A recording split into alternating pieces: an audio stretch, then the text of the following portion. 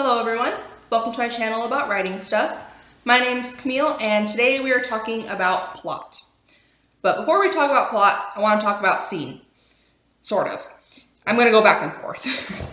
And the reason why I'm pulling this idea of scene into my plot discussion is because plot is the hardest part for me.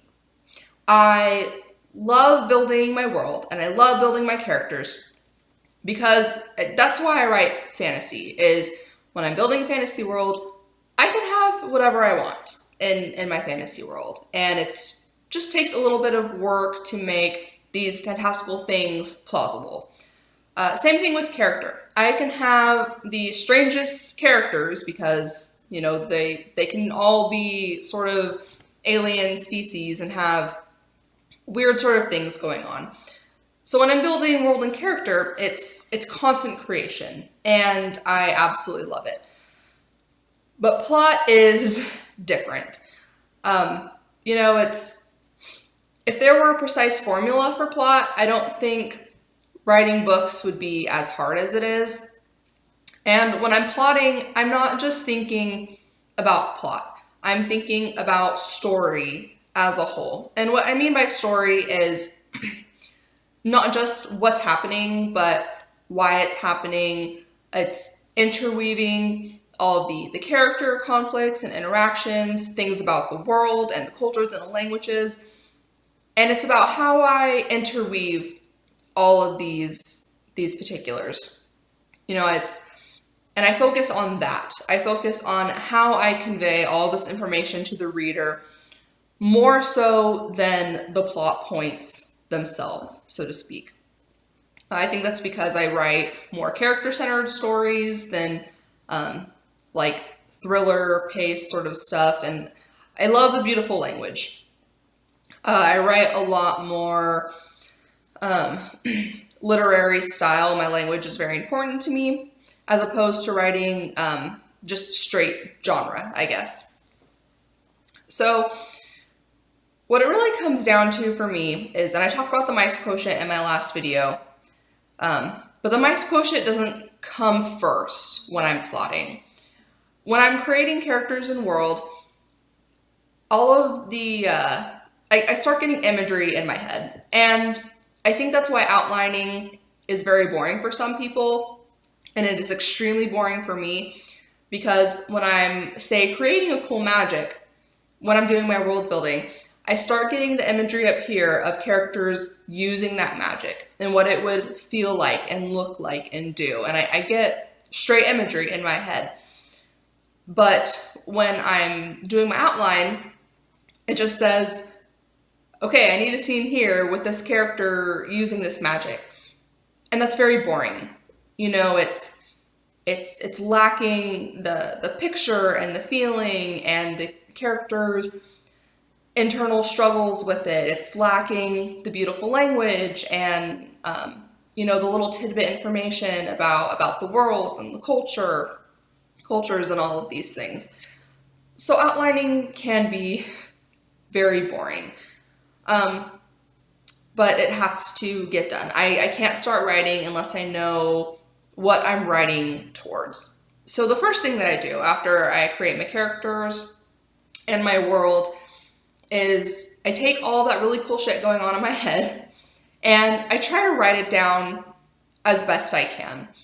It's when you actually start drafting your story, you get all of that stuff. You get all of the world building and the character voice and all the stuff that really makes a story whole. But I try to include as much cool stuff as possible without actually drafting the story. So it's, this character needs to learn this magic, but I also include what else is going on. Maybe a few pictures of imagery, what the character's mental state is, if I need to introduce subplot in this scene, because that's a big thing. All of your scenes should be doing more than one thing. So let's say you have this really cool scene in your head of this character learning the magic for the first time. Well, maybe it can also be a scene where another character is introduced, where a very important aspect of the world is introduced, where a subplot is introduced, etc. And then once I have all of the really cool scenes in my head, I build a very loose timeline. Because at this point, you know, there are a lot of holes and a lot of gaps in my plot. So I just want to put things in order to start organizing them. So it's, you know, this cool thing needs to happen, this cool thing needs to happen. But then it gets into filler scenes. So let's say I have a character who starts in one place, and then the following scene is that character in another place. So I start thinking about, okay, do I need a travel scene? Do I need a scene where this character is moving from point A to point B? Well, if I do, what else can I do in that scene? Can I introduce a secret the character didn't know? Can I introduce another character? Can I introduce, conflict with this character's culture and another culture? Can I introduce a weird language? Can I introduce what life is like on the road in this world? And I start brainstorming these things, and I bullet point. And I make sure every scene has at least 3 bullet points, because every scene should have multiple things going on.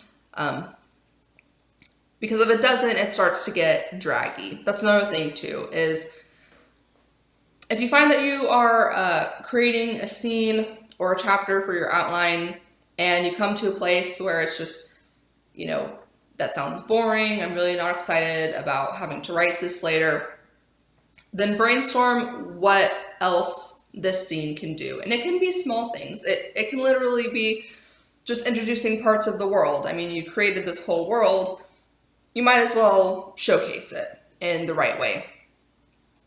And then after I have my filler scenes, I have this problem where that first outline, after I have my cool scenes, my filler scenes, it starts to drag and it's kind of boring. So then I go into, okay, what can go wrong?